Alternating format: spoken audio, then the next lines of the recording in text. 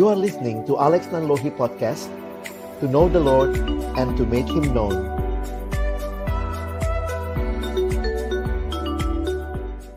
Bapa di dalam surga, kami datang dalam ucapan syukur sore hari ini, karena sungguh kami boleh menikmati Engkau Allah kami yang baik dan yang menyatakan kebaikan-Mu di dalam hidup kami.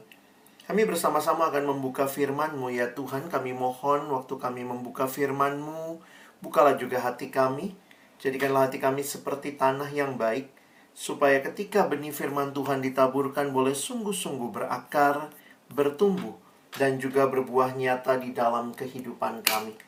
Berkati baik hamba-Mu yang menyampaikan firman, setiap kami yang mendengar, Tuhan tolonglah kami semua, agar kami bukan hanya jadi pendengar-pendengar firman yang setia, tapi mampukan dengan kuasa dari Roh-Mu yang kudus, kami dimampukan menjadi pelaku-pelaku firman-Mu di dalam hidup kami, di dalam masa muda kami.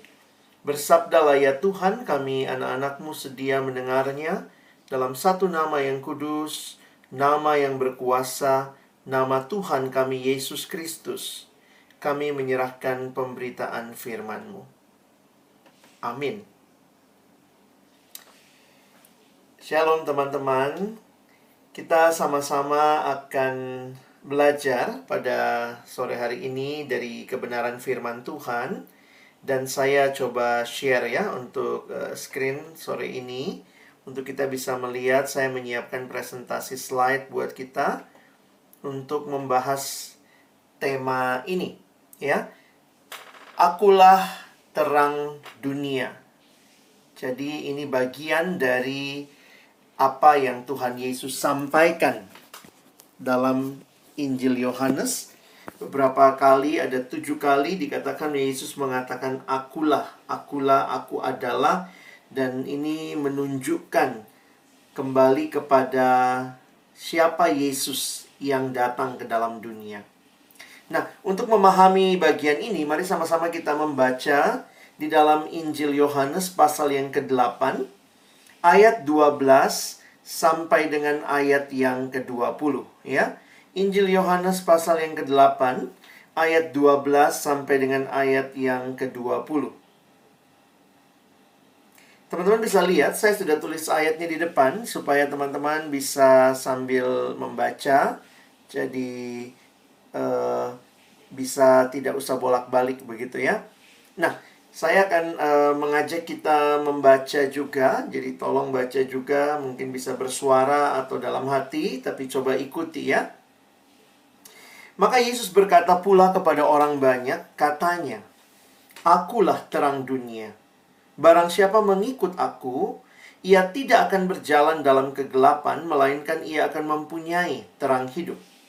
Kata orang-orang Farisi kepadanya, engkau bersaksi tentang dirimu, kesaksianmu tidak benar. Jawab Yesus kepada mereka, katanya, biarpun aku bersaksi tentang diriku sendiri, namun kesaksianku itu benar. Sebab aku tahu dari mana aku datang dan kemana aku pergi. Tetapi kamu tidak tahu dari mana aku datang dan kemana aku pergi. Kamu menghakimi menurut ukuran manusia, aku tidak menghakimi seorang pun. Dan jikalau aku menghakimi, maka penghakimanku itu benar. Sebab aku tidak seorang diri, tetapi aku bersama dengan Dia yang mengutus aku. Dan dalam kitab Tauratmu ada tertulis, bahwa kesaksian 2 orang adalah sah. Akulah yang bersaksi tentang diriku sendiri, dan juga Bapa yang mengutus aku bersaksi tentang aku. Maka kata mereka kepadanya, di manakah Bapamu? Jawab Yesus, baik aku maupun Bapakku tidak kamu kenal. Jikalau sekiranya kamu mengenal aku, kamu mengenal juga Bapakku. Kata-kata itu dikatakan Yesus dekat perbendaharaan, waktu ia mengajar di dalam bait Allah, dan tidak seorang pun yang menangkap dia, karena saatnya belum tiba.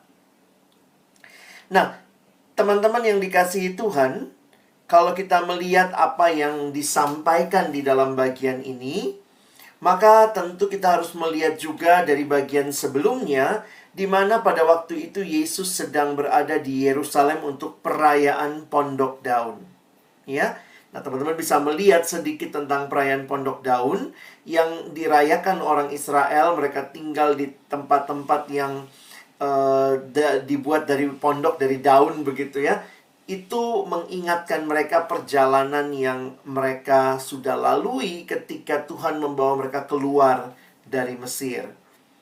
Nah, saya menuliskan perayaan Pondok Daun mengingatkan umat Israel saat mereka melewati padang gurun dan dipimpin Tuhan melalui tiang awan pada siang hari. Kegelapan malam tenggelam oleh kehadiran Allah dalam tiang api pada malam hari. Sehingga kalau kita memperhatikan klaim yang Yesus buat dengan dia mengatakan dirinya adalah terang dunia, ini menjadi satu klaim atau satu pernyataan yang sangat-sangat mengingatkan mereka konteks itu. Nah, sekali lagi, teman-teman tidak bisa hanya membaca Yesus terang dunia lalu kita comot ayatnya. Kita harus melihat di mana Yesus menyampaikan kalimat itu. Dia menyampaikannya di dalam konteks perayaan Pondok Daun, yang mana orang Israel mengingat kembali sekali lagi bagaimana Tuhan memimpin mereka keluar dari Mesir. Perjalanan proses yang sungguh luar biasa. Tuhan memimpin dengan tiang awan pada siang hari dan tiang api pada malam hari. Sehingga ketika berbicara seperti itu menunjukkan satu Tuhan Yesus memberikan klaim atau pernyataan yang sangat menggemparkan tentunya di dalam konteks orang-orang yang mendengar dia di dalam perayaan Pondok Daun pada waktu itu. Nah, teman-teman, apa yang menarik untuk kita perhatikan bahwa ini mau menyatakan sebenarnya siapa Yesus yang nanti saya akan bahas di bagian bawah ya. Nah, tapi kita lihat dulu kenapa kemudian orang Farisi justru tidak menerima perkataan itu. Memang nampaknya orang Farisi ini sudah nggak suka sama Yesus begitu ya. Kalau kita lihat peristiwa sebelumnya di atasnya begitu, bagaimana mereka juga mau menjebak Yesus dengan membawa orang yang berzina, kedapatan berzina, tapi nggak mungkin kan orang berzina sendiri begitu ya. Sehingga mereka membawa perempuan yang berzina itu menunjukkan bahwa mereka sebenarnya tidak serius dengan Yesus dan pengajarannya, tetapi mereka mau mencari-cari kesalahan Yesus. Jadi kita bisa melihat bahwa orang Farisi tidak menerima perkataan Yesus yang dia sampaikan di ayat 12, itu terlihat di ayat 13 tadi. Mereka meragukannya karena diperlukan 2 saksi untuk sebuah kebenaran. Jadi, boro-boro memikirkan klaim yang Yesus berikan, mereka justru berbicara tentang harus ada 2 saksi. Karena waktu Yesus ngomong sendiri, aku adalah terang dunia, loh, siapa yang mengkonfirmasi itu? Nah, lalu kemudian kita melihat bagian selanjutnya. Kalau teman-teman nanti perhatikan, Yesus menyatakan dengan jelas mengenai dirinya. Yesus punya identitas, dia tahu dirinya dan apa yang akan dilakukannya. Sementara orang Farisi merasa lebih tahu, padahal sok tahu ya. Padahal mereka sama sekali tidak mengetahuinya. Jadi yang satu, seperti Farisi, sebenarnya lupa diri atau tidak tahu diri, tidak tahu identitas. Tetapi Yesus sangat jelas mengerti identitasnya. Saya pikir kita pun harusnya bisa dengan jelas tahu identitas kita. Dan Yesus menjelaskan bahwa Yesus diutus. Ia diutus untuk menyatakan kehendak Bapanya.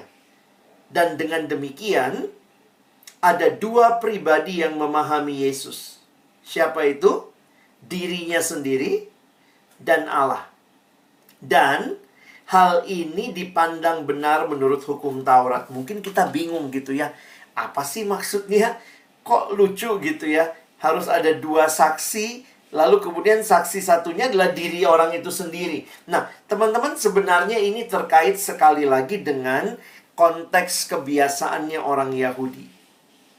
Nah, dalam satu tafsiran Alkitab yang saya baca, ini tafsiran Injil Yohanes.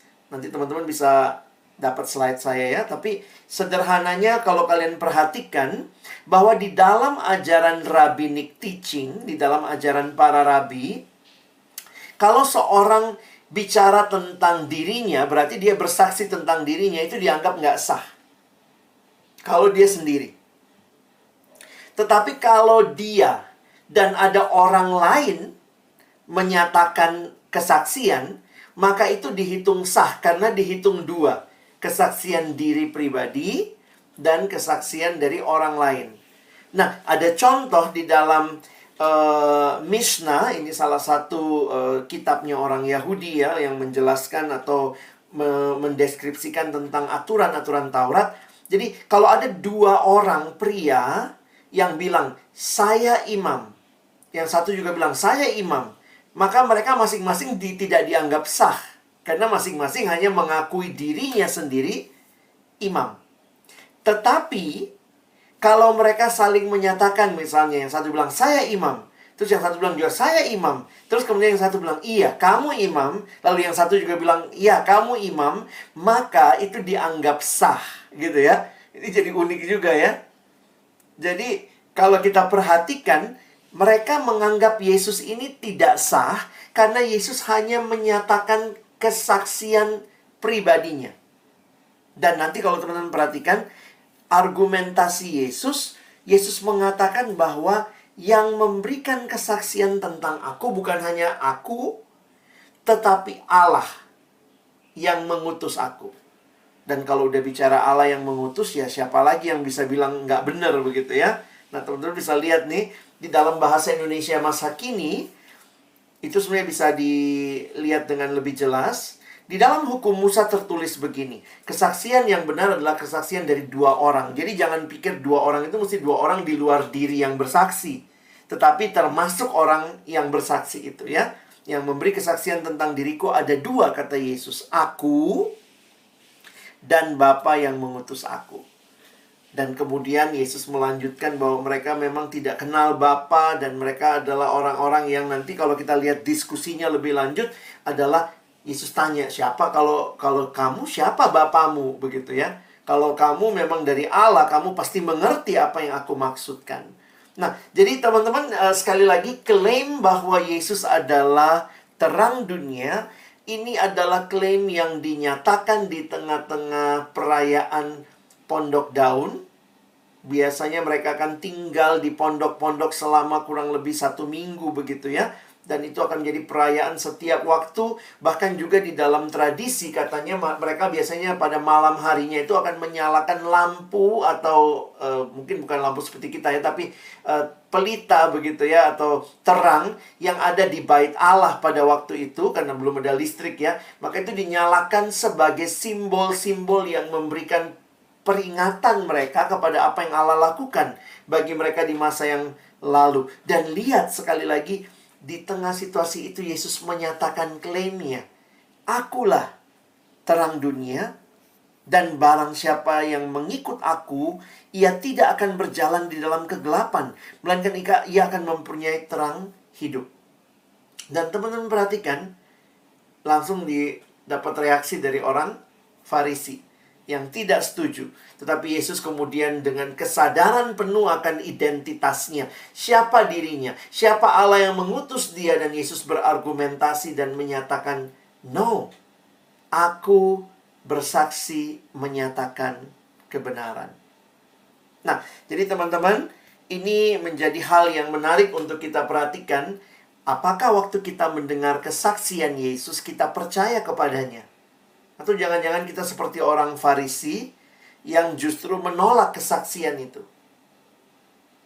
Nah, mari kita lihat lebih jauh. Kenapa pengenalan akan Yesus ini sangat penting. Sama seperti bagian-bagian perkataan yang lain. Misalnya, akulah roti hidup, akulah air hidup. Betapa pentingnya pernyataan-pernyataan itu menunjukkan siapakah Yesus ini. Dan kalau kita memperhatikan, kata Yesus sebagai terang atau Yesus dikaitkan dengan terang itu muncul berulang kali sebenarnya di dalam Injil Yohanes.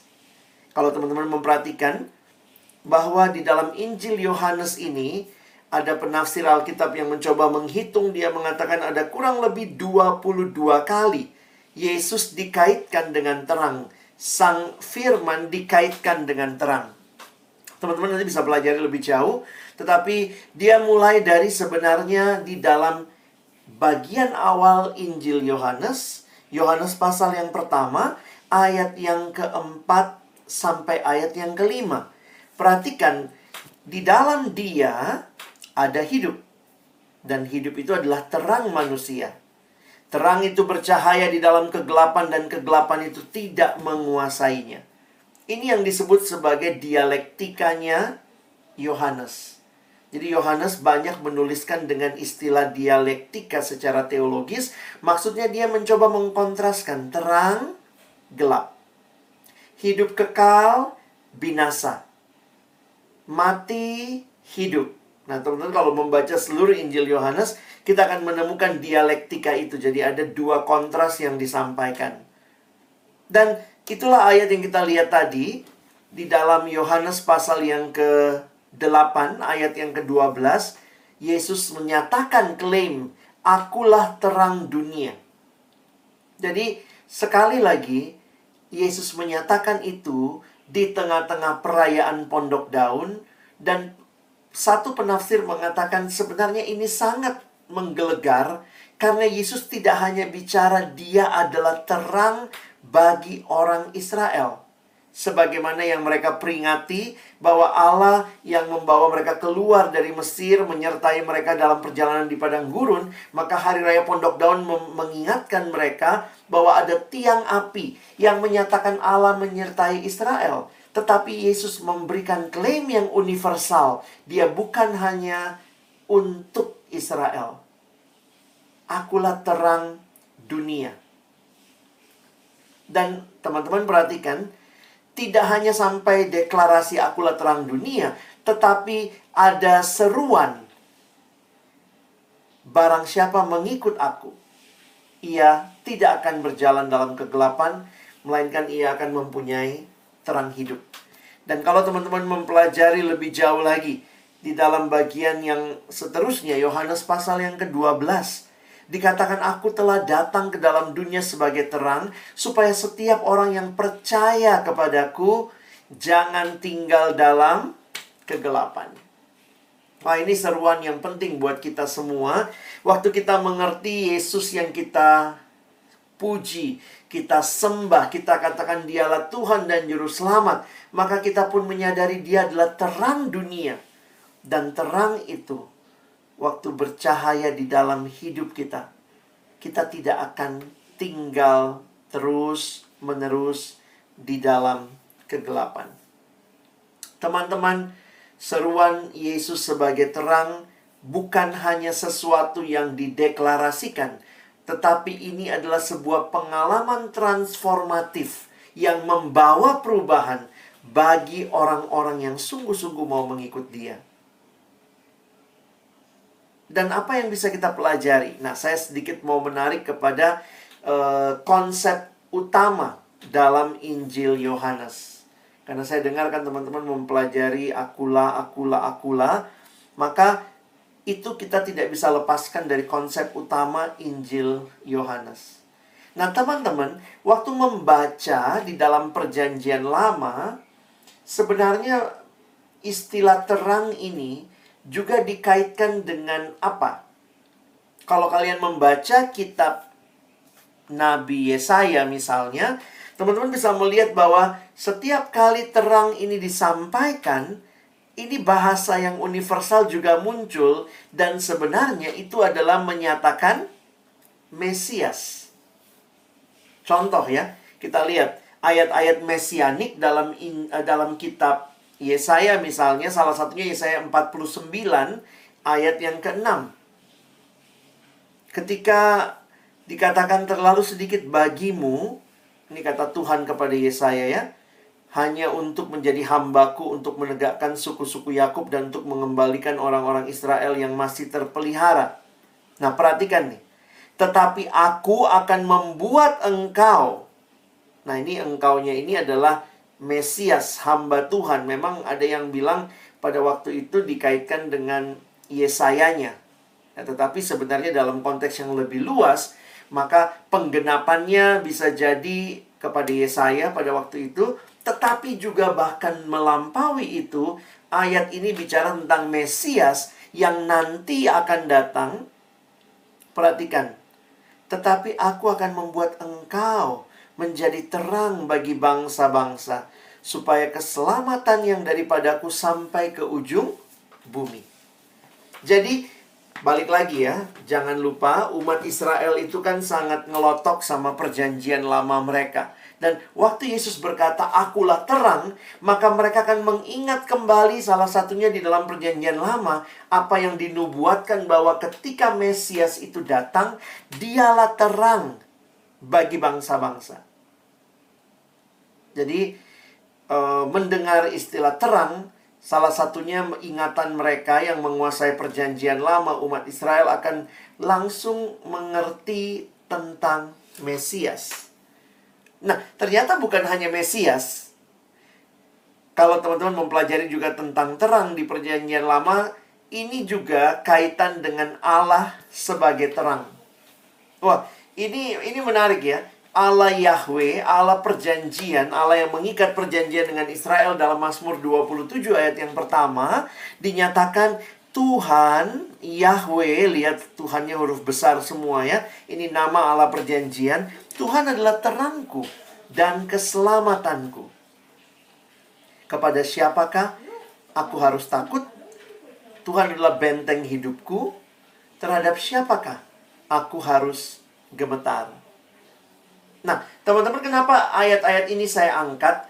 Karena tentunya bagi orang Israel yang pernah mengalami pertolongan Tuhan di dalam perjanjian lama dengan Allah membawa mereka keluar dari Mesir, itu mereka mengalami apa artinya ada tiang awan dan tiang api yang menyertai mereka, tetapi juga Allah menjanjikan ada Mesias.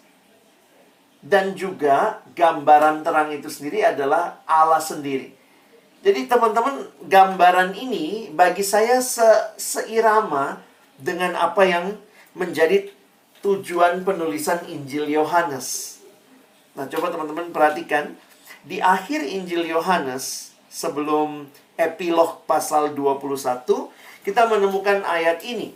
Yohanes 20 ayat 30 sampai 31. Nah, coba perhatikan ya.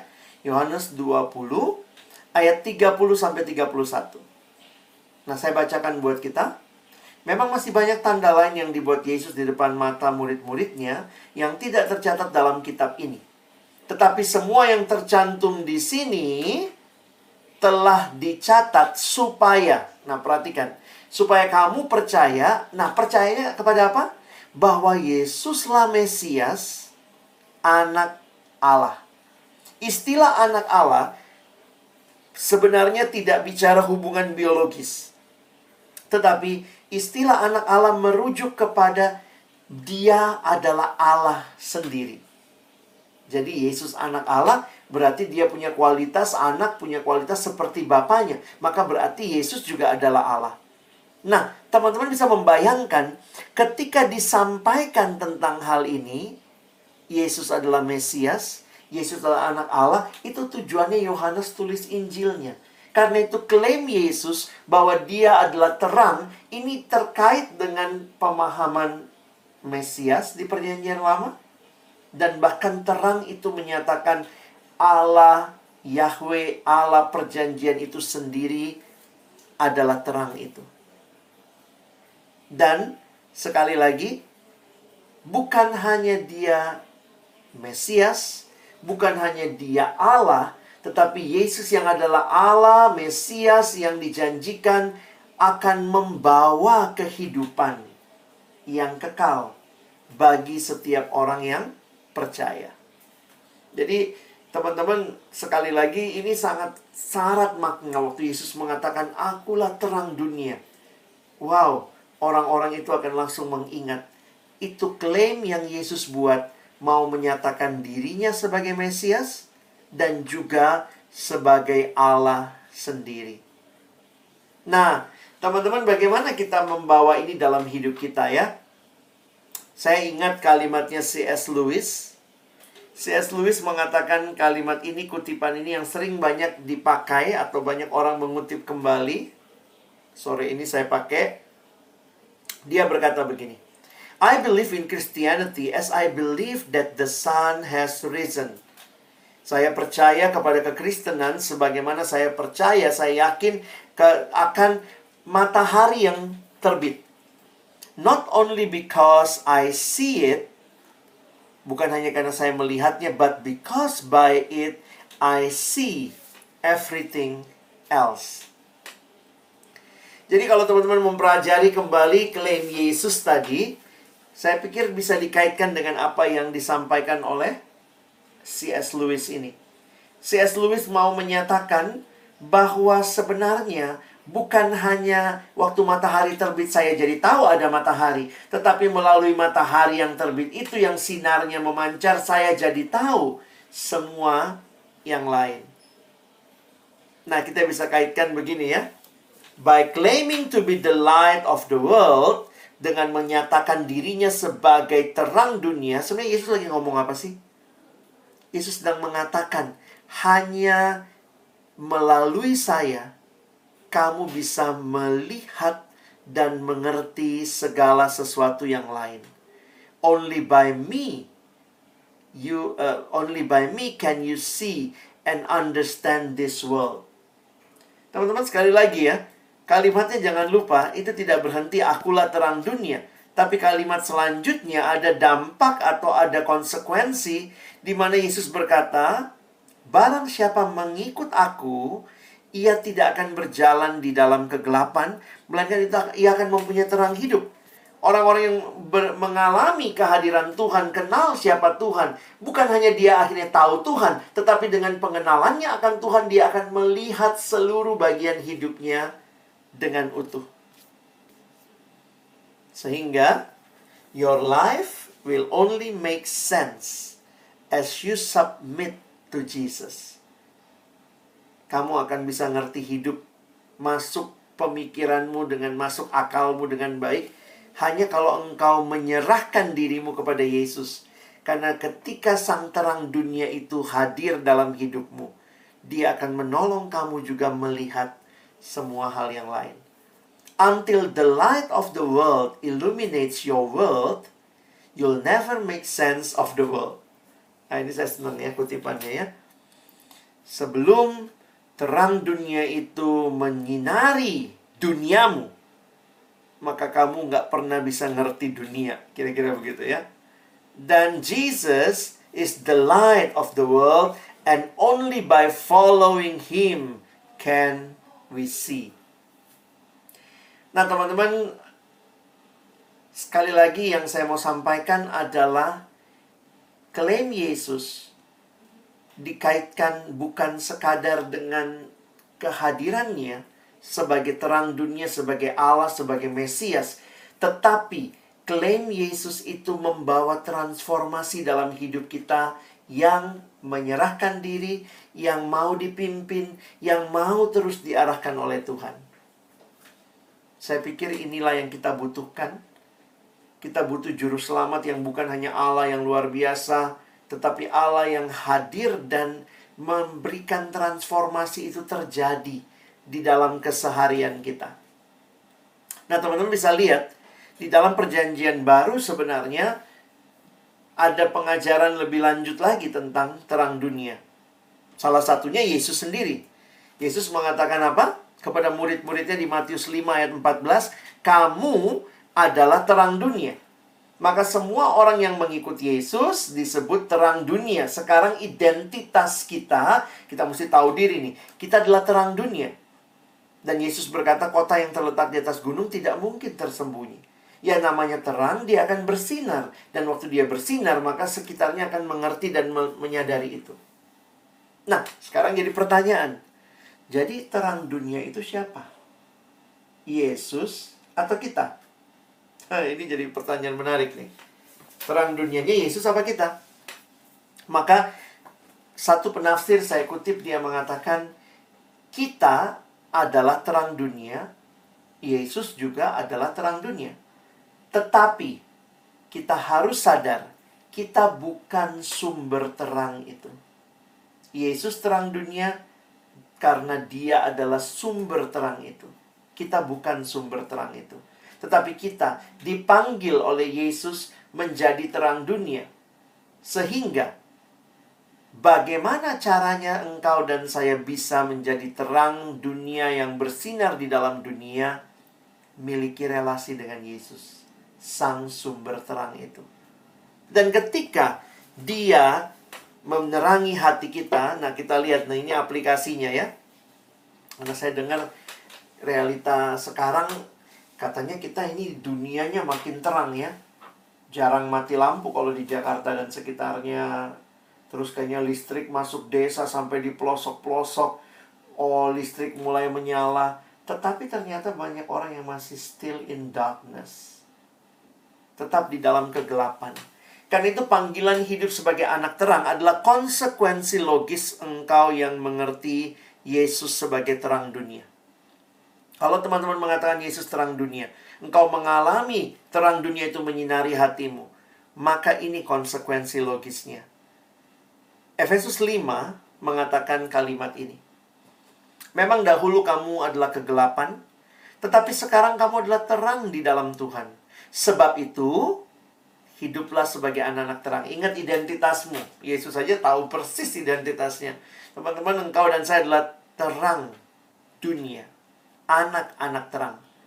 Perhatikan ayat 9. Karena terang hanya berbuahkan kebaikan dan keadilan dan kebenaran. Dan ujilah apa yang berkenan kepada Tuhan. Wow, bagi saya ini menarik sekali ya. Buahnya terang itu kebaikan, keadilan, kebenaran. Jadi kalau kita tidak sedang hidup di dalam kebaikan, keadilan, kebenaran, sebenarnya ada satu lagi ya. Kalau kita naik sedikit nanti di Efesus pasal 5, ayat yang ketiga, ayat yang keempat, ayat yang kelima, teman-teman bisa melihat juga buahnya adalah kekudusan. Jadi kalau kita jatuh lagi dalam pornografi, lagi start studi from home, kita terus hidup dalam ketidakbenaran, kita hidup dalam ketidakadilan, kita hidup dalam ketidakbaikan, maka sebenarnya kita mesti terus cek hidup kita ya. Where are you at the moment? Dalam situasi apa kita? Memang kita masih bisa jatuh, itu realita. Setelah kita percaya Yesus, kita masih mungkin jatuh dalam dosa. Tetapi ingat identitas. Seolah-olah Tuhan mau ingatkan lagi, know your identity. Hiduplah sebagai anak terang. Tuhan, kenapa aku nggak bersinar? Tanya lagi, kamu punya relasi nggak dengan dia sang sumber terang itu? Jangan cuma kenal klaimnya, oh Yesusku terang dunia. Tetapi kalau dia terang dunia, apa dampaknya bagi hidupmu dan hidupku? Nah, perhatikan, kegelapan menjadi hal yang sangat mengerikan. Janganlah turut mengambil bagian dalam perbuatan-perbuatan kegelapan. Kalau lihat tadi ada 3 buahnya, keadilan, kebenaran, ya, kebaikan, maka buahnya kegelapan, nothing. Tidak berbuahkan apa-apa. Tetapi sebaliknya telanjangilah perbuatan-perbuatan itu, sebab menyebutkan saja pun apa yang dibuat oleh mereka di tempat-tempat yang tersembunyi telah memalukan. Tetapi segala sesuatu yang sudah ditelanjangi oleh terang itu menjadi nampak, sebab semua yang nampak adalah terang. Realita terang itu hadir dalam hidup kita, akan membawa perubahan. Cara pandang kita pun akan berubah. Karena sekali lagi seperti yang C.S. Lewis katakan, ketika saya tahu matahari itu terbit, maka saya tahu ada yang namanya matahari. Tapi lebih dari itu, karena matahari itu ada, saya ditolong melihat segala sesuatu yang lain. Demikian juga dengan Allah. Ketika engkau dan saya tahu dia terang, bukan hanya kita, oh ya Yesusku terang, tetapi melalui terang yang kita alami, kita pun bisa dengan jelas melihat hal-hal di sekitar kita. Nah, memang kita dipanggil untuk hidup berbeda. Konsekuensi logis dari orang yang mengalami terang itu, Yesus berkata, ia tidak akan tinggal di dalam kegelapan, tapi ia akan beroleh terang hidup. Terang hidup saya coba pahami dengan bisa jelas melihat segala sesuatu. Teman-teman, saya pikir umat Israel tuh ngalamin banget ya. Kalau saya adalah bangsa-bangsa lain pada waktu itu, saya jadi mikir juga gitu ya, gimana itu? Waktu itu tidak ada terang. Kalau malam maksudnya belum ada lampu. Maka bayangkan tuh ya.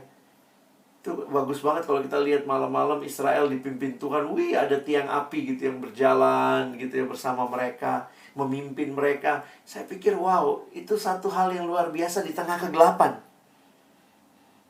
Jadi itu bukannya lampu yang dinyalakan oleh manusia, tapi lampunya Allah. Dan itu kelihatan menuntun Israel. Wow, itu pasti sangat mengagumkan buat bangsa-bangsa lain. Sehingga Israel langsung tahu waktu bicara terang itu Allah. Itu yang Allah lakukan bagi kami. Dia menyertai 40 tahun dalam perjalanan. Nah teman-teman, sekarang jadi evaluasi buat kita. Apakah teman-teman di Trisakti juga mengalami Allah yang adalah terang itu hadir, menerangi hatimu, menolong kamu untuk hidup baginya?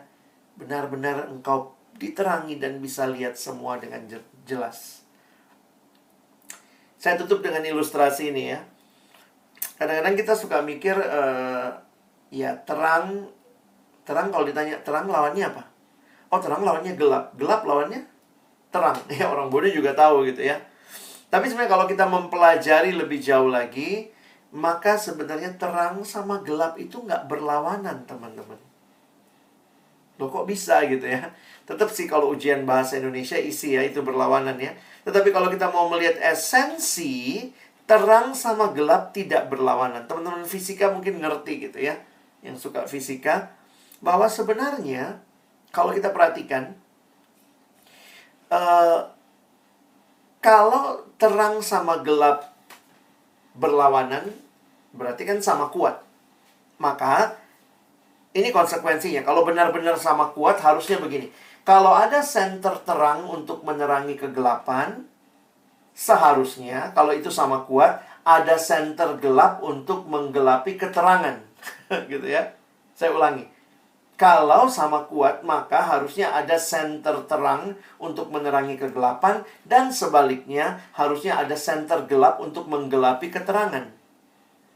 Tetapi realitanya nggak demikian. Kenapa? Karena memang terang dan gelap pada esensinya tidak berlawanan. Saya kasih contoh.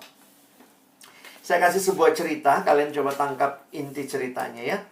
Jadi ini cerita tentang gua. Bukan gue, goa ya, ada goa ya. Jadi tersebutlah ada sebuah gua yang tinggal di dasar bumi yang gelap dan dingin. Nah, ini cerita aja ya. Sang gua tinggal di dasar bumi yang gelap dan dingin. Nah, satu waktu gua ini dapat undangan dari matahari temannya yang tinggal di permukaan bumi. Dan memang gua belum pernah datang ke tempatnya matahari di permukaan bumi. Dia selama ini cuma tinggal di rumahnya yang gelap dan dingin. Lalu kemudian ketika itu akhirnya gua menerima undangan matahari dan dia datang ke permukaan bumi, dan itulah untuk pertama kalinya dia melihat cahaya yang terang, dia melihat semua yang indah, dan dia sangat senang. Dia diajak matahari berjalan-jalan sampai akhirnya sore menjelang. Gua harus kembali lagi ke rumahnya di dasar bumi yang gelap dan dingin. Merasa berhutang budi, akhirnya gua mengirimkan undangan balasan. Nah, kali ini dia kirim undangan balasan kepada matahari. Dia kirim undangan, Mat, gitu kali ya, Mat, datanglah ke rumahku. Memang menarik sekali, matahari juga belum pernah lihat kegelapan. Jadi waktu gua cerita tentang kegelapan, dia, wah, aku pengen lihat. Lalu kemudian gua kirim undangan dan datanglah matahari akhirnya memenuhi undangan gua, dan dia datang ke rumahnya gua di dasar bumi. Apa yang terjadi? Wah, gua sangat senang, gua mengantar matahari keliling-keliling gitu ya. 5 menit pertama matahari masih senang, ngobrol-ngobrol gitu ya. 5 menit kemudian, 10 menit udah berlalu, makin gelisah si matahari.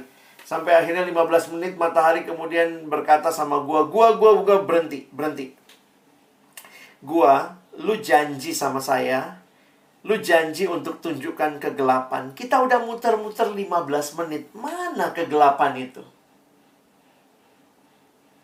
Did you get my point? Kalau kita bicara terang, terang itu lebih kuat dari gelap. Terang tidak berlawanan dengan gelap. Gelap kalah dengan terang. Itu yang benar. Jadi jangan berpikir terang sama gelap itu kayak satu sama gitu ya, atau kosong-kosong. No. Terang itu lebih kuat. Anggaplah misalnya 1-0. Terangnya 1, gelapnya 0. Atau ya mungkin terlalu jelek kalau 1-0 ya. 1000-0. 1000 itu terang, 0 itu kegelapan. Jadi sebenarnya apa itu gelap? Gelap adalah ketiadaan terang. Karena kalau ada terang, gelap pergi. Gelap akan hilang. Wow, saya waktu merenungkan akan hal ini jadi coba merefleksikan begitu ya. Makanya Tuhan memperkenalkan dirinya sebagai terang. Dan seringkali iblis dan antek-anteknya disebut sebagai kegelapan. Jangan pikir Tuhan sama iblis satu sama. No. Tuhanku lebih kuat, lebih menang daripada si iblis. 1000-0 kalau perlu begitu ya. Kenapa? Terang melenyapkan kegelapan. Ketika engkau dan saya mengalami Yesus yang adalah terang itu bersinar di hidup kita, maka engkau akan baik-baik dengan hidupmu, ingat identitasmu, tahu panggilanmu, dan justru engkau bisa bersinar supaya orang lain bisa kemudian juga melihat siapa terang dunia yang membuat hidupmu begitu bersinar. Teman-teman, saya rindu teman-teman dalam Trisakti, jadilah terang. Jadilah anak-anak Tuhan yang hadir di tengah kegelapan, membawa perubahan. Dimulai dengan apa? Dimulai dengan hidup kita. Kiranya Tuhan menolong kita mengenal Dia, dan pengenalan kita akan Dia sang terang dunia membawa hidup kita ditransformasi sehingga kita pun jadi terang dunia yang membawa orang lain kenal terang, sumber terang yang sejati itu. Amin. Mari kita berdoa. Tuhan, tolong kami sekali lagi, bukan cuma jadi pendengar-pendengar firman. Jadikan kami pelaku-pelaku firman-Mu di dalam hidup kami, dalam masa muda kami. Ampuni kami yang masih suka hidup menikmati kegelapan, tapi di dalam Engkau ada terang yang sesungguhnya. Kiranya kami terus melekat kepadamu. Kami terus menjadi orang-orang yang merefleksikan terang-Mu, cahaya-Mu bagi dunia ini. Biarlah situasi tidak membuat kami lupa akan Tuhan, lupa identitas, menyerah dengan keadaan, jatuh lagi dalam dosa-dosa yang lama. Tapi kami mau jadi orang-orang yang serius, betul-betul mengalami Tuhan, mengikut Engkau seumur hidup kami. Tuhan, tolong adik-adikku dalam situasi pandemi yang kami alami ini juga. Seringkali kami menyerah dengan dosa-dosa lama kami. Tapi kembali kuatkan kami memandang kepada terang-Mu dan mengalami hidup yang baru, yang ditransformasi untuk kami melangkah ke depan menjadi terang bagi kemuliaan Tuhan. Kami bersyukur untuk firman-Mu. Tolong kami bukan cuma jadi pendengar firman, tapi jadi pelaku-pelaku firman dalam hidup kami. Dalam nama Yesus kami berdoa, kami bersyukur. Amin.